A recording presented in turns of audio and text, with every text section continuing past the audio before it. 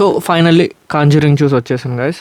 So ఈ Conjuring part చూడాలి అంటే ప్రీవియస్ పార్ట్స్ అన్నీ చూసి ఉండాలి. 1, 2 కాంజూరింగ్ 1 ఉంది, 2 ఉంది, అనబెల్లా 2 ఉంది, అలా ఇంకొన్ని సిరీస్ ఉన్నాయి. అవన్నీ చూసి ఉండాలా అంటే కంపల్సరీ అని నేను చెప్పను. బికాస్ నేను నా ఒక ఫ్రెండ్ని తీసుకెళ్ళా, బ్యాక్గ్రౌండ్ అసలు ఏ సినిమాలు కూడా చూడలేదు, వాడికైతే ప్రాపర్గా కంప్లీట్ సినిమా అర్థమైంది.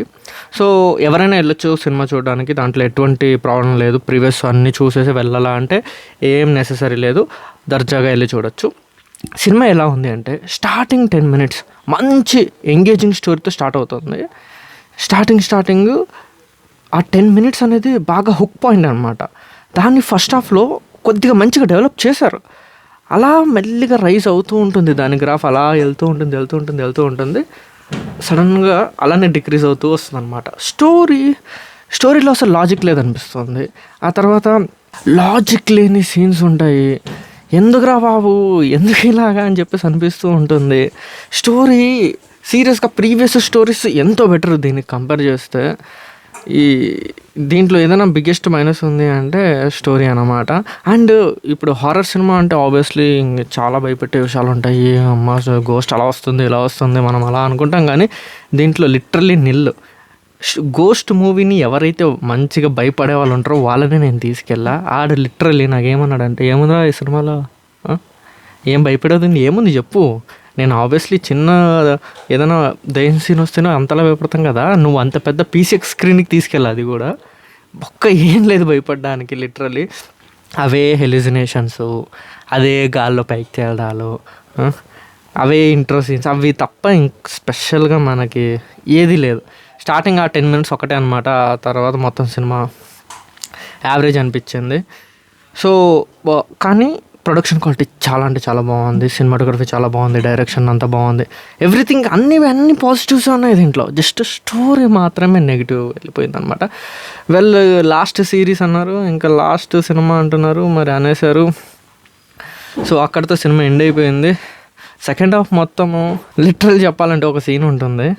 ఆ హౌస్లో దయ్యం ఉంది అని చెప్పేసి ఆ హౌస్లో ఉన్న వాళ్ళందరికీ తెలిసిపోయిన తర్వాత లిటరల్లీ వాళ్ళు అదే హౌస్లో ఉంటారు, వాళ్ళ ఓన్ బెడ్రూమ్స్లో పడుకుంటూ ఉంటారు. ఎంత కామెడీ అనిపించిందంటే నాకు లిటరల్లీ వాళ్ళు.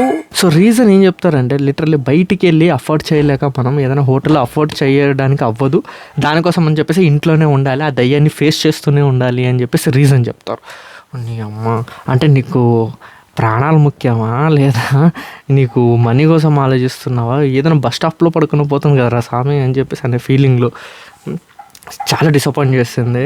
పొద్దున్నుంచి ఘాటి డిసప్పాయింట్ చేసింది, కంజూరింగ్ డిసప్పాయింట్ చేసింది, మద్రాసి డిసప్పాయింట్ చేసింది. అది బ్యాక్ టు బ్యాక్ మూవీస్ చేసినా ఒక్కటి కూడా సాటిస్ఫాక్షన్ అనేది ఇవ్వలేదు. సో అది గాయ్స్ కాంజూరింగ్. ఓవరాల్గా సినిమా వర్త్ ఉందా అంటే వర్త్ లేదు. ఇది కూడా చాలా డిసప్పాయింట్ చేసేసింది.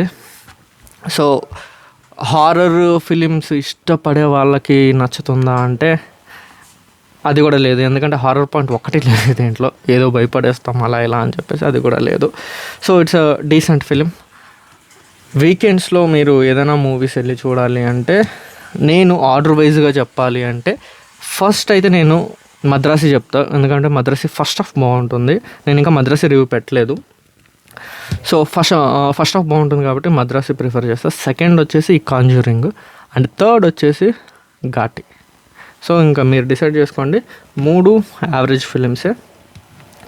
వర్త్ ఉన్న మూవీసా అంటే లేదు. సో చాలామంది OTT వచ్చేంత వరకు వెయిట్ చేయొచ్చు, లేదా మీ ఫ్రెండ్స్తో కలిసి వెళ్ళి ఎంజాయ్ చేయొచ్చు. Thank you guys. మళ్ళీ కలుస్తాం నెక్స్ట్ వీడియోలో. By by, take care.